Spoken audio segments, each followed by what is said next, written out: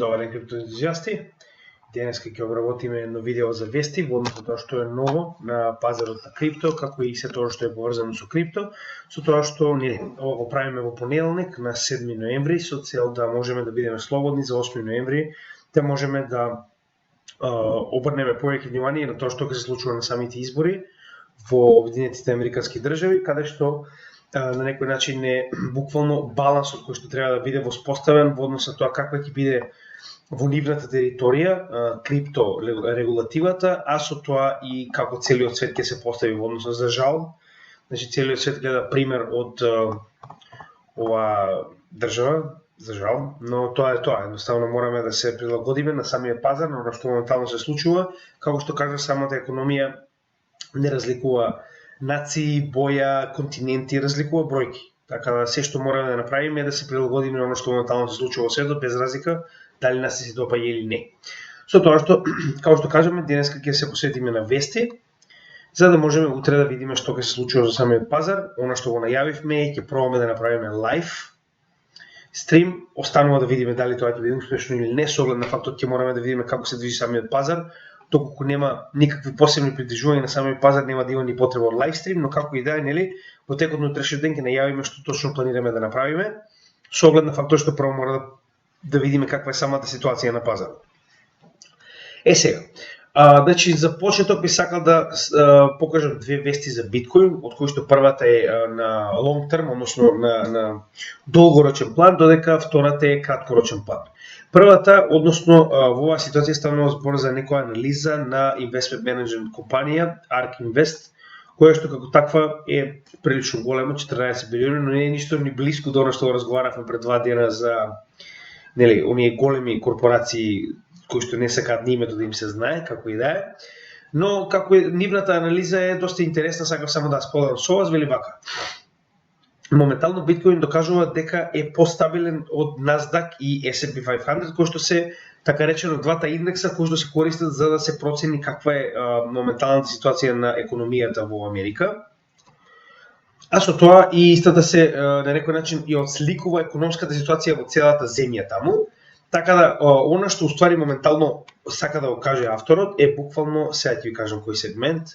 Значи, доколку ги споредиме чертовите на биткоин од Terra Luna падот, заедно со чертовите на S&P 500 како и на Nasdaq, значи во истиот сегмент, ова е Terra Luna падот, исто и овде, можеме да забележиме дека традиционалните маркети направија ново дно, односно тој пат беше побиен од овие три свеќи овде, пред истиот да се врати нагоре, истото и во Nasdaq, кој што има дури и поголем пат од претходниот, гледате.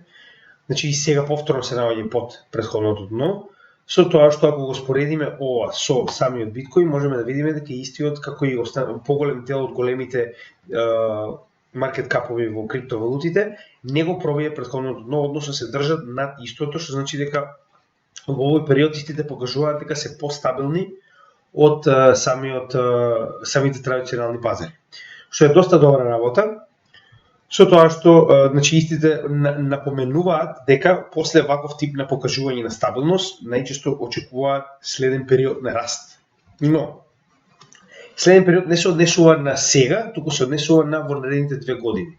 А наредните 2 години се 2023-2024 година и самиот халвинг, каде што после самиот халвинг најчесто досега барем 2 пати поред сме добиле пробивање на претходниот all-time high, што е буквално она на што алудираат со нивната анализа и истото го кажуваат и за претходните 2 bear маркети, каде што буквално се повторува на некој начин истата ситуација, односно се стабилизира маркетот, се утврдува дно и потоа цената продолжува нагоре кон нов all-time high. Со тоа што е многу добро кога ќе видите дека ваков тип на големи корпорации разговараат за евентуално инвестирање во ова за нив ризично добро, но тоа е генерално доста добро кога се гледа се повеќе и повеќе дека овие корпорации кои што се уште не се доволно опуштени да можат да финансираат во криптосветот, затоа што се уште фали регулатива, првенствено затоа што они кога финансираат големи пари, а од пред 2 дена видеото кое што го погледнавме за големите играчи, можеме да видиме дека станува збор за екстремно огромна сума на пари, која што се уште не влегла во криптосекторот, со оглед на фактот дека, како што рековме, значи би ви препорачал да го погледнете тоа видео од саботното видео на нашиот канал, кое што е доста добро. Значи тоа е да ви покаже како самите големи играчи го манипулираат пазарот и што уствари поседуваат и колку се големи. Чисто за да знаете кој ви е непријателот, значи кој е оној кој што се бори постојано против вас на овие пазари. Чисто да имате предвид.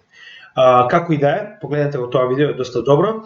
Со тоа што сакав да напоменам дека и кога мали корпорации разговараат за ова, да, нормално дека е мала корпорација, кога 14 билиони споредбено со 10 трилиони на BlackRock се ништо, но во секој случај истите поседуваат моментално 14 пати маркет капот на моменталниот криптопазар. Така да, сепак ставаме збор за голем играч. Идејата е дека големите пари се уште не се дојдени на пазарот и колку повеќе гледаме вакви вести каде што овие големи играчи на некој начин се повеќе и повеќе разговараат за крипто, тоа значи дека се припремаат за влез во оваа индустрија, што нас треба многу да не радува. Следно, ова е еден од нормално сега ова е еден трговец, но интересно е оно што сакам да го кажам што доста се поклопува со оно што ние го зборуваме. Значи вели вака. Значи тој кажува дека моментално се спрема барем самиот тој за уште еден пат на биткоин надолу кон ново локално дно.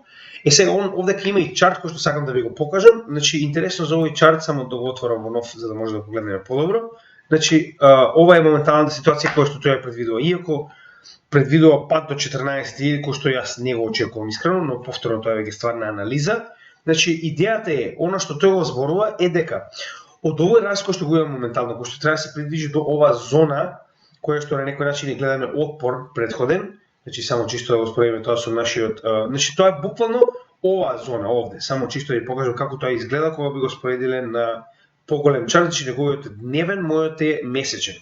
Значи оваа зона, гледате, ова е буквално зона во која што фактички би требало да дојде и да се случи оној long squeeze во оваа ситуација. Идејата е дека според него, како што е тоа опишано во самиот текст, дека фактички имаме спремање на големите играчи да направат long squeeze во кој што значи ги тераат едноставно се повеќе и повеќе од луѓето да отворат long позиции со цел да постават стоп лос на long позиции и повторно оние кои што не знаат за каков тип на манипулација сега моментално зборувам би им препорачал да се вратат назад на нашата Terra Luna Collapse видео каде што разговараме за ризици на пазарот и каде што објаснуваме како изгледа оваа манипулација на long и short squeeze и како фактички големите играчи ги користат овие позиции на long и на short за да ги активираат вашите стоп лоси на long и на short позициите и да ја придвижат цената каде што тие сакаат. Односно, во оваа ситуација, како што можеме да видиме во овој дел,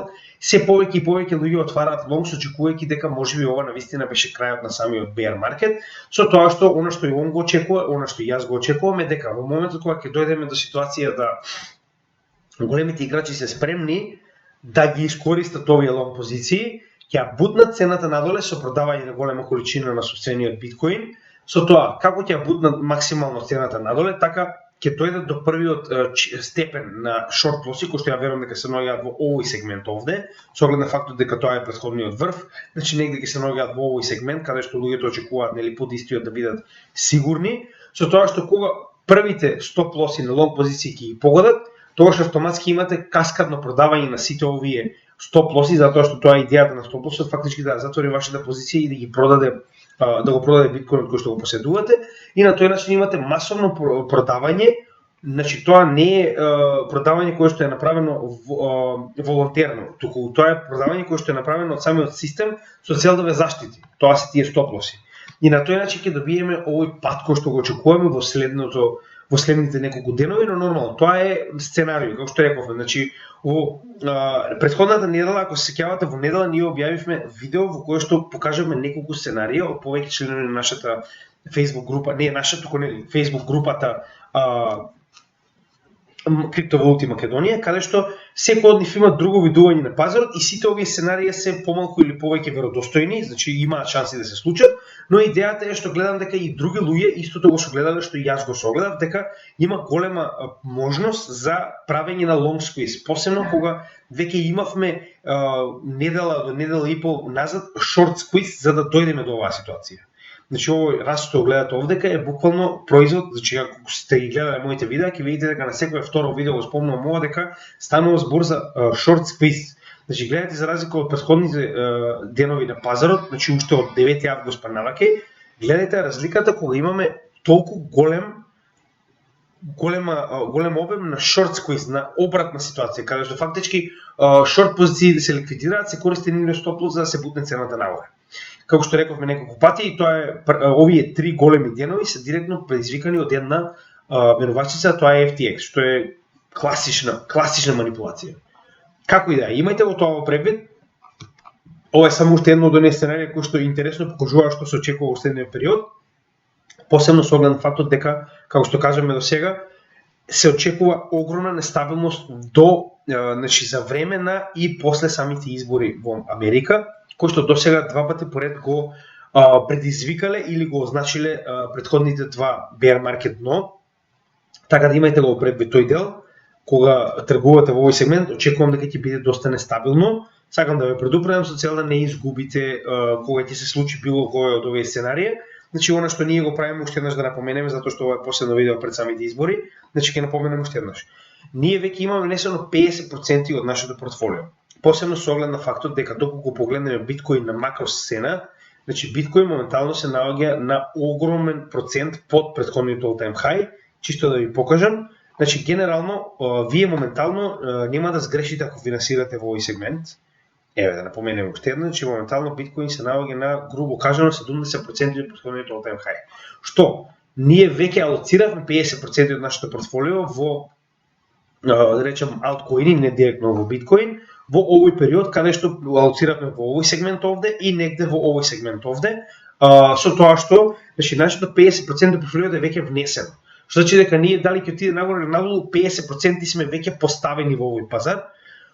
И останатите 50 оставаме на тоа што нашите анализи ни покажуваат дека навистина има простор за придвижување надолу, да ризикуваме само мал дел и промашиме мал дел од профитот со цел да добиеме многу повеќе, доколку нашата анализа не е точна, ние сепак сме веќе финансирале 50% од нашиот профит, останува само кога ќе се придвижиме нагоре, ако видиме дека сме биле грешка, ако видиме дека почнува да ги крши нивоата на 24-25 илјади и нагоре, да едноставно влеземе повторно со останатиот дел од нашето портфолио на страна, што и во тој случај повторно не би било лошо со оглед на фактот дека тогаш би биде да речеме некои 60% под претходниот all-time high, што не сме пронашли нешто посебно.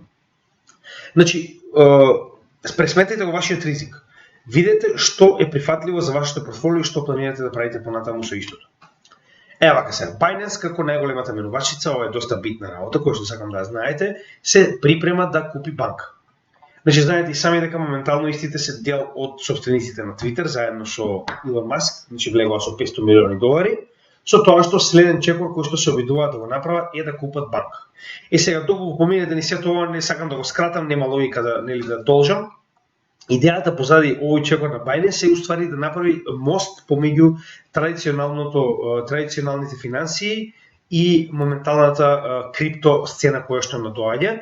Посебно со оглед на фактот дека моментално, например, Binance, ако знаете, ако имате профил на Binance, че јас имам и Binance дебитна картичка, значи тие навистина нудат банкарски услуги, но тие банкарски услуги се позајмени.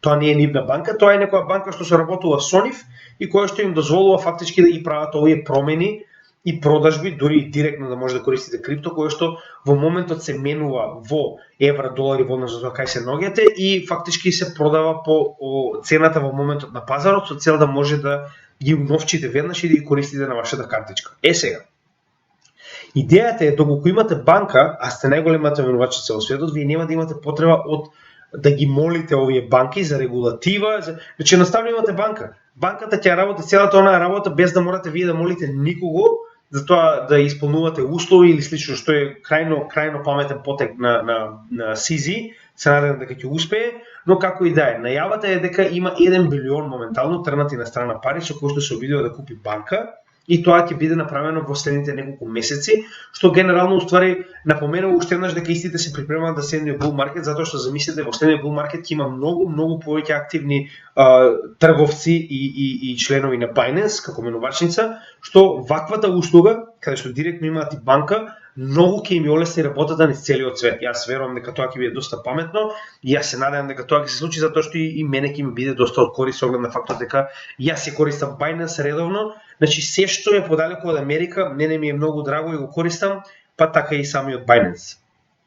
Сега, знам дека на многумина не би омилен Ripple, многу ми е жал, но ние како канал гледаме потенцијал во истиот и го обработуваме, но за тоа ќе пробам да не должам многу. Значи нема ништо посебно моментално. Има некои поместување на датумите, но се уште не се финални, кога ќе ги дознаеме како ќе изгледаат, затоа што поместувањето е минимално, значи ако беше, не знам, 12 ноември, сега е, не знам, 30 ноември. Иако тоа ви изгледа долго, но верувате ми, оние како мене што чекале 2 години за решавање на овој случај, уопште не ми е долго. Така да 2 недели нема да ми сменат ништо, ја сега ко Ripple не го продаа, како и да е. Значи, моментално, она што е многу битно, за тоа што ова да речем и самите адвокати, че јас гледам, го следам Джереми Хоган, следам уште еден канал, односно каналот Legal Briefs, кој што исто така е од еден американски адвокат, кој што и двајцата зборуваат активно за овој случај и за тоа што се случува моментално во него. И како такви, како специјалци, исто како и одредени други кои што пишуваат како attorney filer, значи пишуваат дека вакво нешто се нема случајно, че ова е многу редок случај во кој што значи се поднесени 20 Amici Briefs.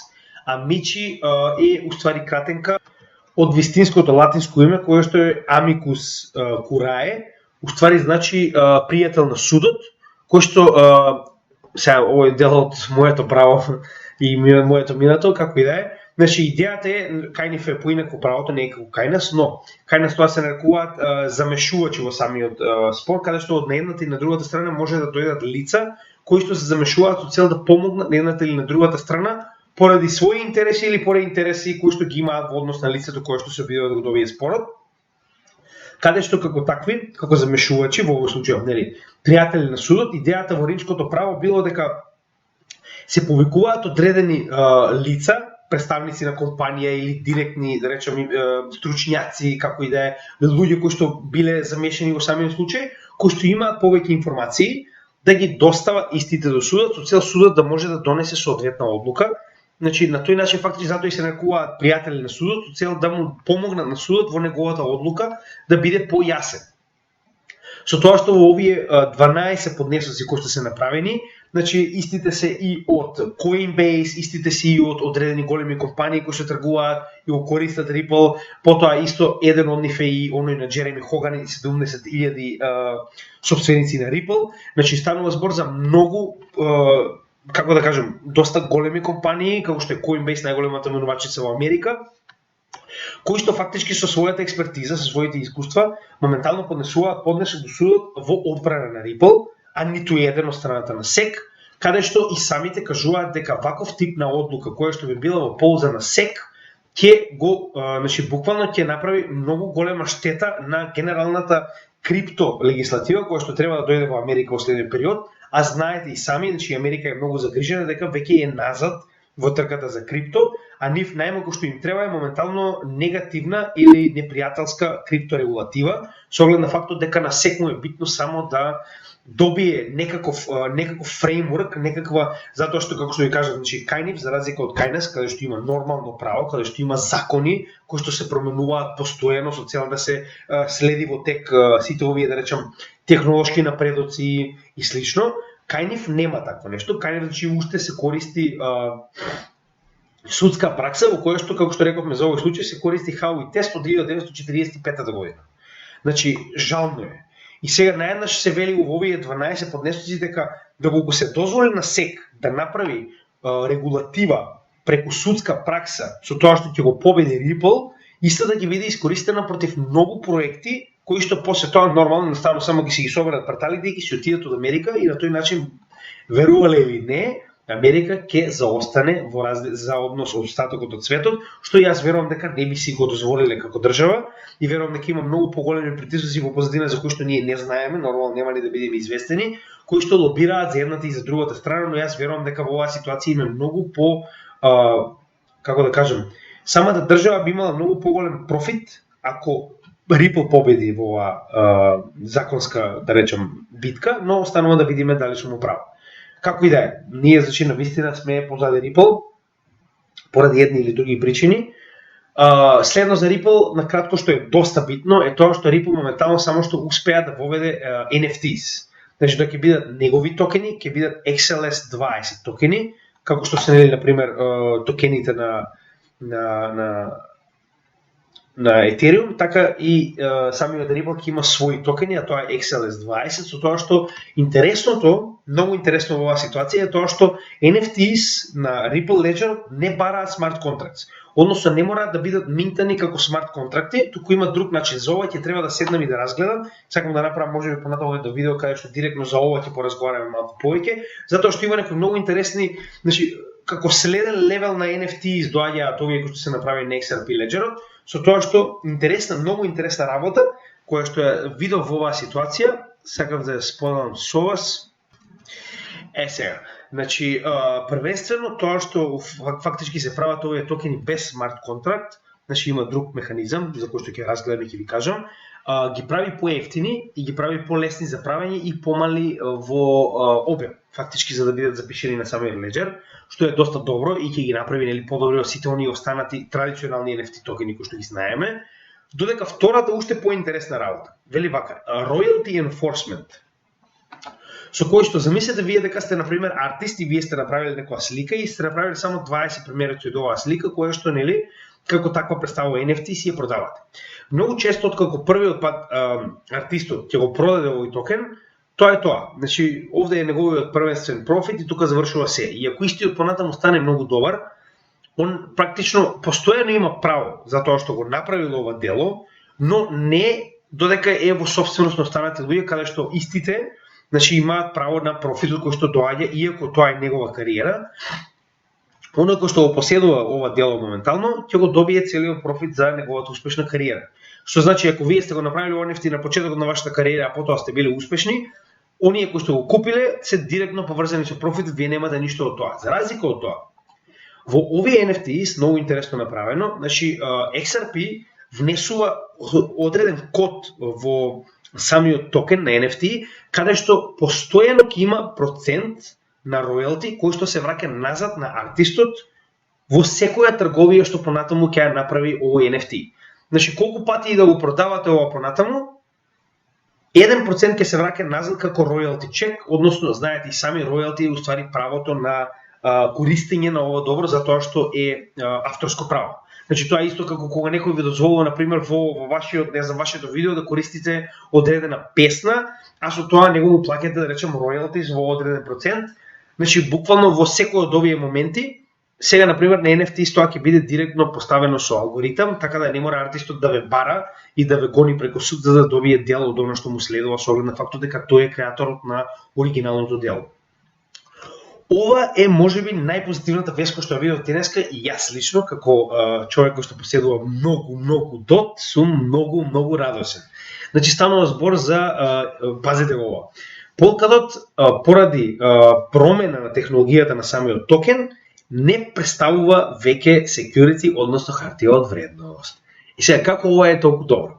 Значи моментално, ако сте гледале моите видеа, до сега ќе знаете дека единствен, значи затоа што нели самата мурика, напредната мурика нема никаква регулатива и е многу далеку за разлика од останатите како што е на пример Европската унија каде што веќе регулативата почнува да се применува. Истата се преведува во државите, значи веќе е донесена. Значи во мурика за жал нема никакво право и моментално се базира на тоа дали securities, односно дали SEC, Комисијата за хартија од вредност, ќе ви се смилува или не. Единствен коин кој што не може да биде гонет е биткоин, затоа што прво не постои кого да го гона, што е многу добро. Тоа исто може да го видите на вчерашното видео за storage of value, односно за чувување на вредност, доколку не погледнете го, тоа е новото од серијата на крипто категории, каде што разговараме за тоа која е главната вредност на биткоин како чувар на вашата вредност на капитал. Сега идејата што е? Значи доколку Polkadot успеал ова да го направи, што ќе ви го кажам следно, тој ќе биде втора валута во светот, посебно во Америка, која што не представува хартија од вредност, а тоа го прави легален за било кој од овие големи корпорации и институции да почнат да го купуваат и да го држат во својот баланс шит, односно во своето портфолио, поради тоа што доколку нема јасност која што директно треба да биде дадена од СЕК, односно Комисијата за хартија од вредност, вие практично не може да го поседувате затоа што вие се уште немате основа за да го поседувате. Значи, прво, компанијата сама по себе не го пријавила како хартија од вредност, што значи дека вие не може да го купите. Ако го пријавила, тоа ќе може да се тргува и на берза. Со оглед на фактот дека ниту една од криптокомпаниите никогаш не пријавиле хартија од вредност, затоа што не ги рачунаат дека се хартија од вредност, тоа значи дека компаниите нема начин легално да поседуваат било која коин освен биткоин. И Етериум, поради оној исклучок каде што нивниот директор Хинмен, претходниот, не овој Гери Гензлер, туку претходниот Хинмен, испаја на телевизија и криминално против сите правила на нивната држава кажува да Етериум не е securities и затоа добива голема пензија. Но како и да нема да навлегуваме. Тоа идејата е дека поради овие причини дури и Етериум е во некоја сива зона, но иако е во сива зона, се каже дека нема да го рачуна тоа како така, дека тоа наводно било само мислење на Хинмен. Но тоа не го смени фактот дека еден куп корпорации во Америка купија Етериум и се уште го држат. Како и да е. Polkadot и Ripple се следните потенцијални токени пред да се донесе соодветна легислатива за да се знае кој е, а кој не е хартија од вредност, кои што имаат шанса да станат легални за трговија во Америка, без при тоа да бидат во зоната на авторитет на самата Комисија за хартија од вредност. Зошто е тоа така? Ripple, доколку го добие овој случај, ќе биде прогласен дека не е хартија од вредност и на тој начин со судска одлука само он ќе биде вториот коин кој што бил дозволен за трговија низ целата Америка и легално било кој може да го поседува без разлика дали е тоа физичко, правно лице, институција. Додека Polkadot, сега овдека е направил кој би бил вториот да речеме, вели вака. Значи еден од оние Chief Legal Officers, кајнив, Даниел Шобергер, така нешто, вели дека истиот е, нели, фактички правниот, са они кајнив се офицери, ама тоа би бил, да речем, главниот на правниот сектор во DOT, во Polkadot, вели дека 3 години се преговара со СЕК со цел да се дојде до заклучок и тоа, значи, они фактички 3 години го преправаат кодот на самиот DOT и го адаптираат за истиот да биде рачунат како софтвер, а не како хартија од вредност. И според него, значи веќе е донесен, значи официјалниот твит во кој што самите кажуваат дека во согласност со СЕК, односно Комисијата за хартија од вредност, е дојдено до практично заклучок дека од сега па натаму од ноември оваа година, значи од сега, ќе се рачуна не како security, односно како хартија од вредност, туку како софтвер.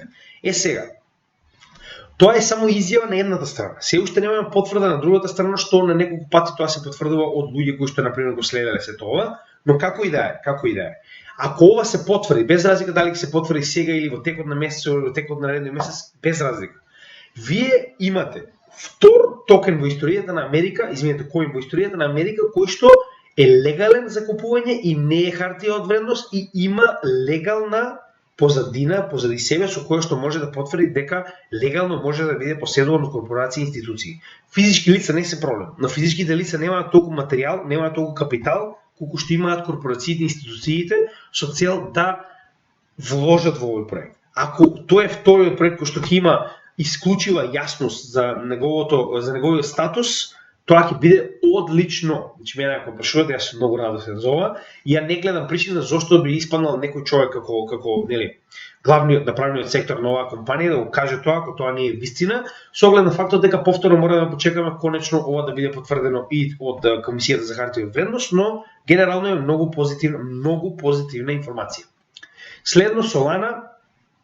Значи, сега Solana има неколку напредоци, ова морам да го пофалам, и тоа сите се во претходнава недела, да речеме, со тоа што, значи, некои од нив се постари, некои од нив се нови, но е интересно да се објави, значи, вака, да се разбереме. Јас пак ти кажам, ја немам ништо против Solana. Ако истата да се докаже понатаму, мене ќе ми биде мило, секој проект кој што успеал да се пробие во моменталната финансиска сфера, моменталниот технолошки, да речем, технолошка сфера во целиот свет е одлично, затоа што истата го промовира целиот криптосектор. Да се разбереме. Значи тој трибализам, каде што имаме луѓе кои што се само за биткоин или само за етериум, јас викам биткоин ќе победи, етериум е ништо, ја викам не знам Solana и Ада ќе победат, вие другиве се ѓубре. Тоа е глупост. Значи да се разбереме. Вака или така криптомаркетот, значи уште еднаш ќе напоменам. Ние се караме за ромки од масата. Значи моментално криптомаркетот представува 1,1 трилион. Ништо. Значи ништо во споредба со тоа колку моментално нели имаме пари надвор во светот, помеѓу овие. Значи секогаш го земам за пример Swift. Значи Swift преку својата мрежа за една година мине отприлика околу 140 трилиони долари во трансакции помеѓу овие финансиски институции отприлика околу 11.000. Што значи 140 трилиони само во трансакции, се разбираме? Значи, сакам да ви кажам, гледате колку обем на економијата само во трансакции се случува во една година.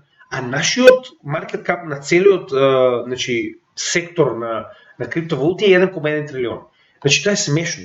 Затоа ви велам, значи нема потреба од трибализам, сите нека успеат. Но мораме реално да ги гледаме работи. Значи понатаму кога ќе ги анализирам, проектите ги анализирам од моја гледна точка, отворен сум за предложи од ваша страна, слободно критикувајте ме ако сум грешка, слободно дополнете ме ако има нешто што сум го испуштил, но идејата за Solana е дека не може да имате вие, значи во 2022 година има 5 падови, во 2021 не сакам ни да бројам колку има. Значи тоа е нестабилен блокчейн, како сакате да кажете. Но тоа не го менува фактот дека навистина има доста добар напредок. И ќе напоменам уште еднаш, овој напредок јас сум исклучиво сигурен дека се базира на големите корпорации кои што стојат позади него. Нели, ќе видиме, Digital Currency Group е една од тие големи корпорации, групација на компании кои што стои моментално позади Solana, може да го проверите ово, ќе видите дека е вистина, но како и да е. Ваквите големи играчи нема да дозволат овој проект да исчезне што и да се случи. Тоа е повеќе од јасно. Сега, кои се напредоците кои што мене наистина ми се допадна? Истите има направена конференција во Лисабон од 4 до 7 ноември, каде што 13 луѓе, значи од 4 хали, само во една имало 13 луѓе, значи станува збор за голем број посетители, тоа е вистина. Каде што се зборува сите напредоци моментално на Solana, што е доста добро. Истите имаат, значи во првиот дел прават промоција на нивната продавница во Мајами, во која што може да купите се што е Solana, без разлика дали се тоа NFTs, дали нели мерчендайз, односно било каков тип на маркирана стока, или пак можеби DApps, значи се може да се купи во нивниот стор, во нивната продавница во Мајами. Со тоа што моментално многу битно е тоа што веќе значи имаат, како што рековме, Solana влегува на пазарот на смартфонс и истите може да ги нарачате уште во раниот период на 2023 година. Нели направивме претходен апдейт во однос на ова, само искрено не се сеќавам како се викаше, значи имаше посебно име, моделот кој што го промовираат и нели перформансите се доста подобри од стандардните модели кои што моментално се познати на пазарот, а цената очекуваме да биде поевтина за разлика од овие, со тоа што сега интересно е тоа што има доста поголема вест. Значи првата е нели продажбата на DApps и сето тоа во ред, но најголемата вест е тоа што Google влегува како нод валидатор на Solana, што е многу голема вест. Значи да го имате Google како корпорација позади себе во вашиот крипто проект е одлична вест. Значи замислете одобрување и од Google. Тоа е нешто што секој би го сакал.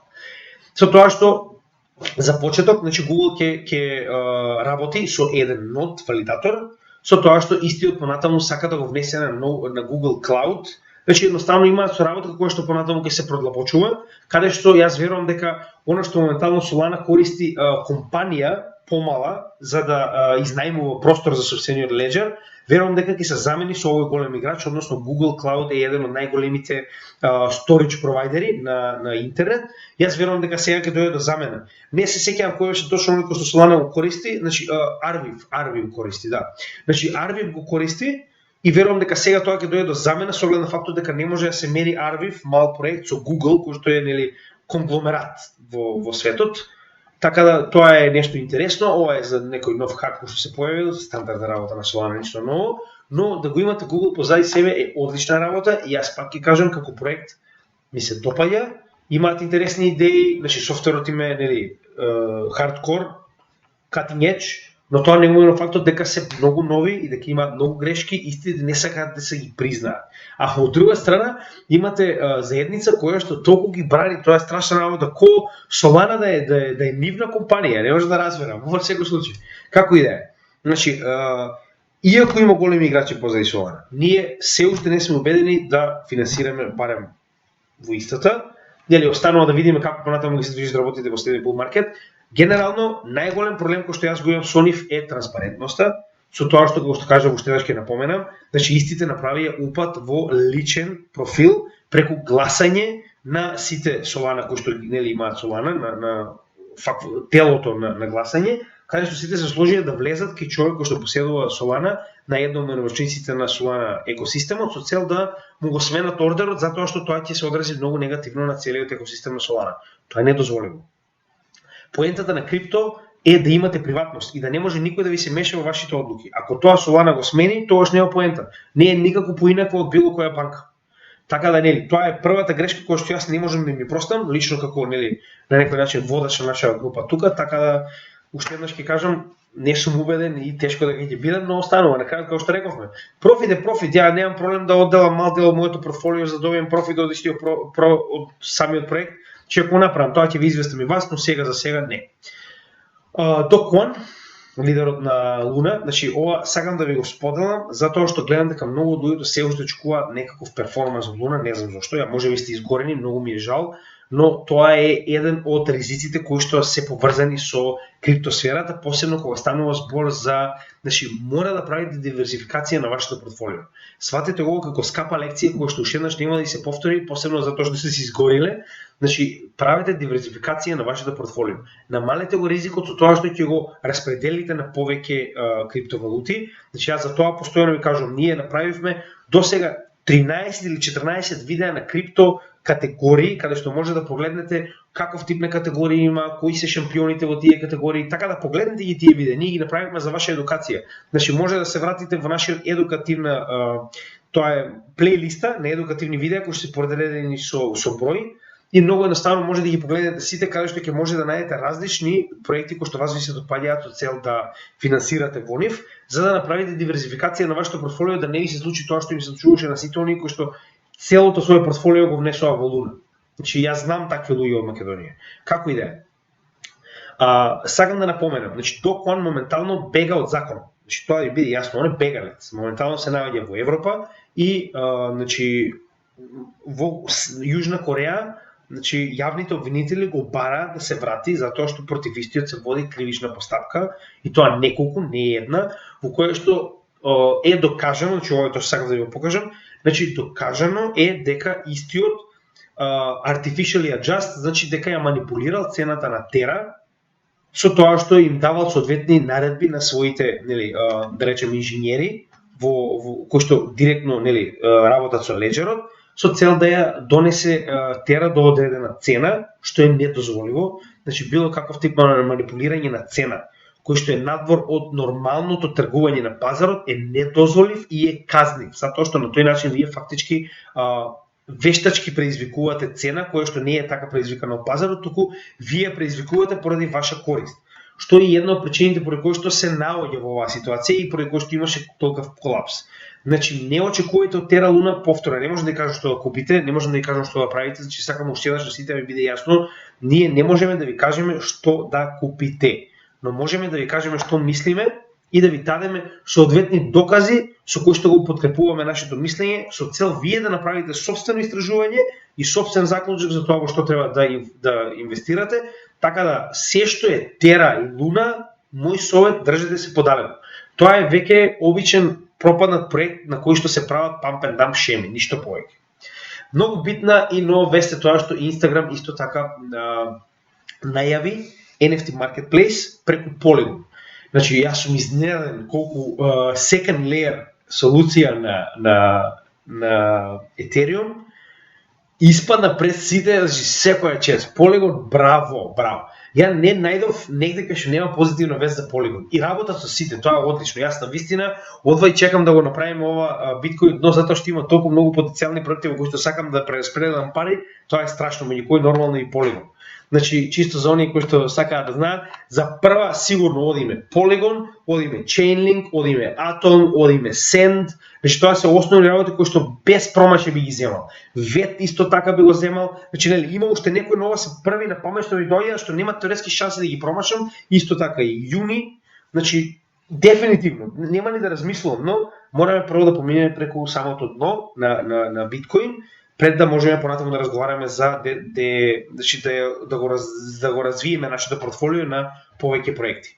Со тоа што најавата не е од Instagram, туку Instagram е поседуван од Мета, кој што уствари ја прави најавата во име на Instagram дека воведува NFT marketplace на една од своите платформи. Значи да не се забораваме.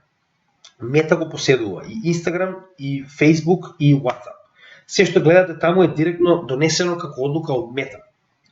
Со тоа што без разлика тоа е сосема небитна работа во ситуација, но сакам да ви биде јасно, тоа е многу добро за Instagram, затоа што на тој начин ќе напоменам уште еднаш. Се што поврзува реален свет со крипто, дали е тоа NFT, дали е тоа директно блокчейн технологија, е одлично за нас, затоа што на тој начин се повеќе и повеќе луѓе се запознаваат со тоа што е блокчейн, со тоа што е крипто.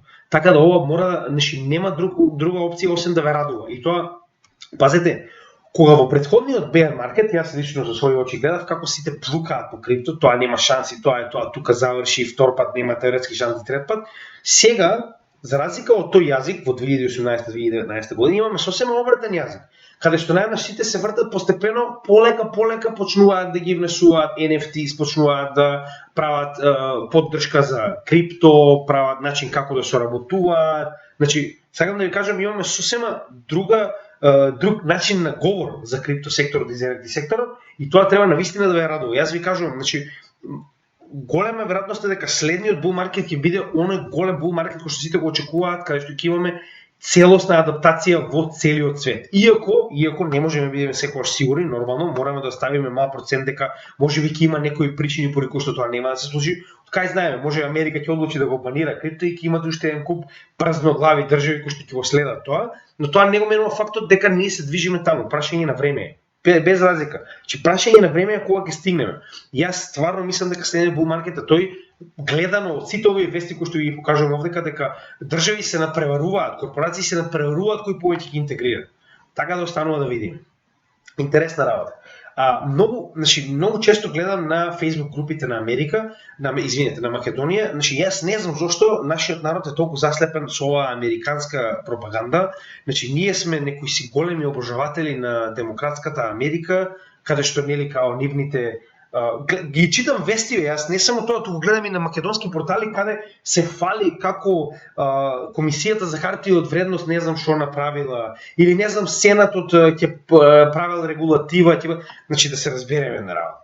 Не постои, значи ја не велам, види, голема интересна работа е тоа што се например ја пошто ја етикетирам Америка за лоша, сите ќе ми се фрлат као ти си ваков, ти си таков. Значи да се разбереме. Сите се лоши, без разлика дали е Русија, Кина или Америка, сите се лоши. Само што Америка е, значи, на врвот на оваа ридов на гомна. Извинете, ама тоа е сосема реално. Еве и прост пример за тоа. Значи ова е уште еден, кога ги гледам тие наслови дека наводно Америка многу напредувала или не знам што правела за напредокот на криптото, е жално. Значи жално е да се лижи газ на ваква држава, стварно не може да разберам. Извинете што сум вулгарен, јас најчесто не сум, но кога ги гледам ваквите не можам да си верувам. Значи имаше наслов од типот на некој си, не знам таму портал и што и да е, како новиот премиер на Англија е голем фан на крипто. Па каде го видовте тоа? Па он првиот ден испадна, наместо да даде изјава за тоа што ќе прави понатаму, он испадна да даде изјава како ќе прави CBDC, он не спомна крипто, он кажа CBDC, а CBDC е најголем проблем, најголем пријател на крипто, затоа што CBDC е паралелната верзија на крипто, односно крипто е приватна и јавна, која што на некој начин може на сите да им даде слобода, а CBDC е обратно. Значи таа представува централизирана и буквално приватно поседувана од страна на државата, каде што вие буквално поседувате само оно што она ви дозволува да поседувате. Значи, прост пример за тоа како се кажува дека жива глупост, значи, втора ситуација беше исто со СЕК. Значи, како СЕК направила, не знам каков потек за регулатива, гледате ли што прави СЕК на секој дневно ниво? Тоа е катастрофа. Значи, имате 12 корпорации кои што испаѓаат против СЕК во одбрана на Ripple, затоа што СЕК се обидува не да го помогне напредокот на крипто, се обидува да го забрани, да го цензурира. Значи не можам да разберам зошто го правите ова, жално е. Немој да ги копирате вестите, што ги гледате на некои си не знам, купени медиуми во Америка. Направете собствени истражувања. Срамота е да го давате тоа на македонскиот народ како вест, значи и така нема никаква информација и вие уште толку ги труете со невистини. Иста ситуација, еве само да ви покажам колку сте само демократски да струјачи. Јас секогаш кога читам вест за Америка, мене ми е смешно, значи ова веќе претходно барем имале сила, значи нели, барем се труделе, ова веќе страшна работа. Значи си прават што сакаат. 74, че само да ви покажам сега.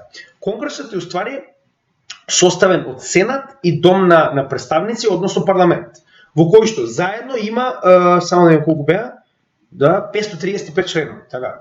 Значи 535 членови, имате 74 членови кои што се фатени како тргуваат. Значи, кај нив тоа се само insider trading law.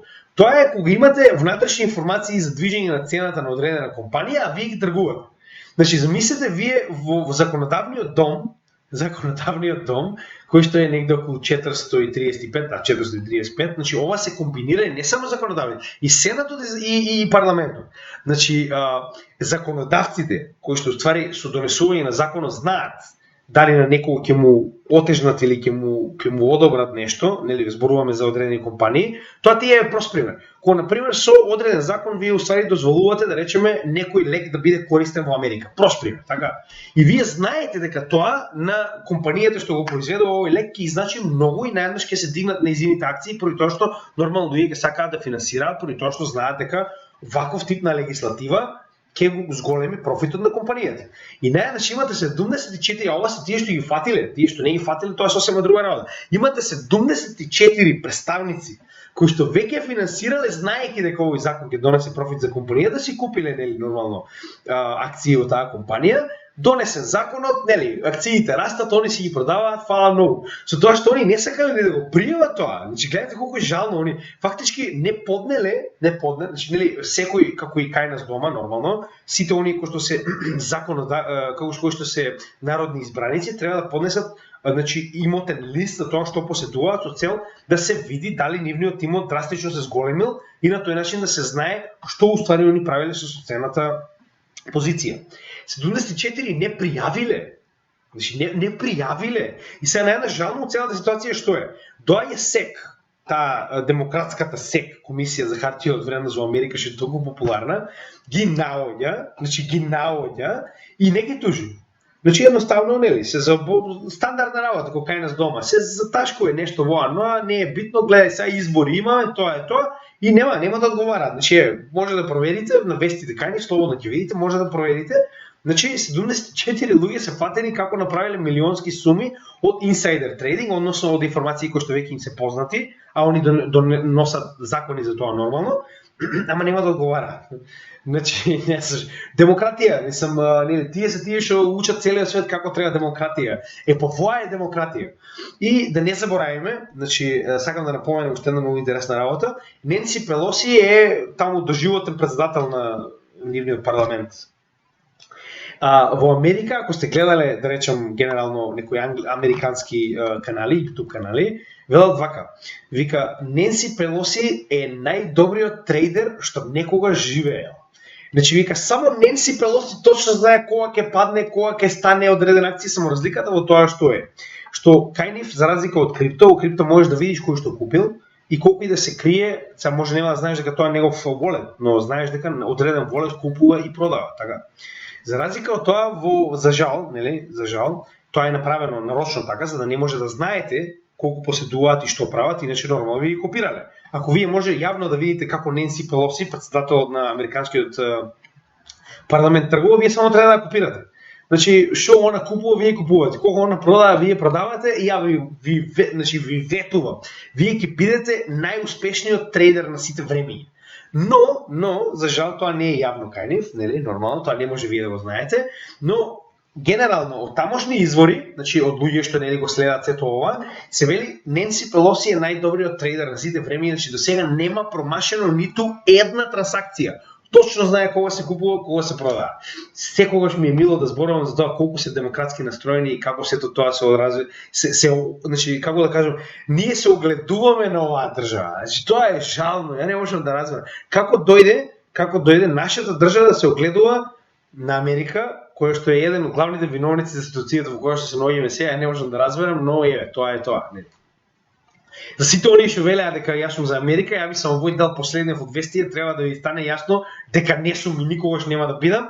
Тоа е најголемиот рак на светот што постои. И вака сега, значи ова исто многу битна работа, значи уште еднаш. Тоа дека Америка е пропаст на светот, тоа е жива вистина. Но тоа дека Америка се уште е една од најголемите сили во светот и тоа е жива вистина. Вие мора да бидете свесни кои се вашите непријатели и кои се оние кои што ги диктираат моменталните права во светот. Значи без разлика дали е тоа тренд, дали е тоа каква регулатива ќе има, дали е тоа која ќе биде инфраструктура на одредена сектор, дали е тоа финанси или што и да е. За жал се уште е директно ова е примерот. Значи сите го следат овој пример. Кога Америка ќе направи регулатива за крипто, верувајте ми, сите членки на НАТО ќе направат. Со тоа и сите поддржуваат. Со тоа што, значи, веќе јавно се знае дека, значи, убаво се кажува. Ако проверите, јас значи го немам најдено ова, ќе го најдам откако ќе завршиме сето ова американски избори ситуација. Значи, моментално се бара од сите оние репрезентативци кои што доаѓаат на власт да бидат про-крипто. Значи, бараат самите граѓани кои што ги гласаат, затоа што гласачите се малку позаинтересирани во однос на тоа за кого гласаат и што, значи бараат да бидат про-крипто и се верува дека следниот претседател, една од главните карти кои што ќе ја користи е да биде про-крипто, односно тоа ќе биде една од главните поенти кои што ќе сака да ја направи во својата кампања со цел да се кандидира за следниот претседател на Мурика. Значи идејата е да биде про-крипто затоа што тоа ќе биде една од главните поенти. Значи многу едноставно е. Не може да го криете профитот 3 булра напоред. Значи не е возможно, така. Че имате 2013, 2017, 2021. Не може да го криете профитот 3 булра напоред. Едноставно луѓето гледаат. Колку и да се обидувате да го бутнете тоа по тепихот, не работи така. Значи едноставно луѓето ќе ви речат добро, 3 булра напоред ги пропуштивме, ама сакате ви или не, сега ако си про крипто ќе те гласаме, ако не си за крипто, тогаш нема да те гласаме, ќе гласаме некој шо е. Така да, целата легислатива понатаму кога ќе заврши овој избор, ја можам да ви кажам уште сега се спремаат за носење на закон за крипто, за тоа дали СЕК, односно Комисијата за хартија од вредност или Комисијата за суровини ќе бидат следните, кои што ќе бидат уствари одговорни на целиот крипто сектор. Така да, имајте тоа предвид, значи уште сега се кажува дека, значи ова е за претседателските избори кои што се 2 години од сега, во 2024 година. И тоа не го кажуваат за џабе, ова се поклопува со биткоин халвингот и следниот бул маркет. Така да кога ќе почнат цените да растат, една од главните поенти на следниот претседател на Америка ќе биде да, ние сме про крипто. Значи наеднаш ќе се смени наративот затоа што ќе им одговара во тој момент со оглед на фактот дека се ќе се направи за гласови. Значи верувајте. Како и да е. Интересно, но останува да видиме дали ќе биде така. Јас пак ќе кажам, ако дојде ред американските избори, претседателот да се кандидира со една од главните ветување да му биде крипто регулатива, тогаш може да рачунате дека целиот свет ќе направи адаптација на крипто.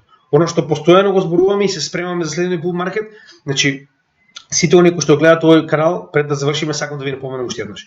Јас, како и некои луѓе што ги познавам, како и многу од каналите кои што ги следам, веруваат дека се наоѓаме пред можеби еден од најголемите бул маркети кој што некогаш бил виден, не само во криптоиндустријата, туку во било која друга индустрија. Така да жално е да го пропуштите ова како шанса, каде што од мала инвестиција може да направите многу голем профит. Затоа уште еднаш ќе напоменам, значи не заборавајте. Bear маркет прави богаташи. Bull маркет прави капитал, некоја заработка, нешто, но bear маркет е местото каде што се прават вистинските богаташи. Јас знам дека немате многу, јас не ви кажувам да вложите, но јас ви кажувам дека можеби не е лоша идеја да го земете ова во предвид со оглед на фактот дека е жално да пропуштите генерацијска прилика да учествувате во следниот финансиски сектор кој што доаѓа во светот. Така да имајте го тоа во предвид кога правите сопствено истражување и размислете многу добро пред да одлучите дали ќе финансирате во крипто или не. Уште еднаш ви благодарам на сите што ги гледате нашите видеа, нормално како и секогаш дека имаме ваша поддршка, ќе продолжиме натаму со работа на нашиот канал. Останува утре да видиме како ќе биде ситуацијата, значи ние сме спремни за било која ситуација, значи стейблкоините се моментално на берза, се чека да видиме во која ситуација ќе се одвива целата оваа збрка, со цел да видиме дали ќе вложиме или не, како и да ќе ви известуваме во целиот период. Уште еднаш ви благодарам, како и секогаш мала поддршка од ваша страна мислам дека е добре дојдена, се што бараме за нашиот макотрпен и долг, бесплатен материјал е да направите subscribe. Слободно кажете на било кој што сака да научи за крипто дека има македонски канал кој ќе се обиде да ве едуцира, како и било каков коментар, лайк, овде сме да одговориме на сите ваши прашања. Ви благодарам уште еднаш, имајте добар ден и се гледаме во следното видео. Бидете со нас, со нашиот канал утре, следете затоа што сигурно ќе има некои вести. Ви благодарам, имајте добар ден.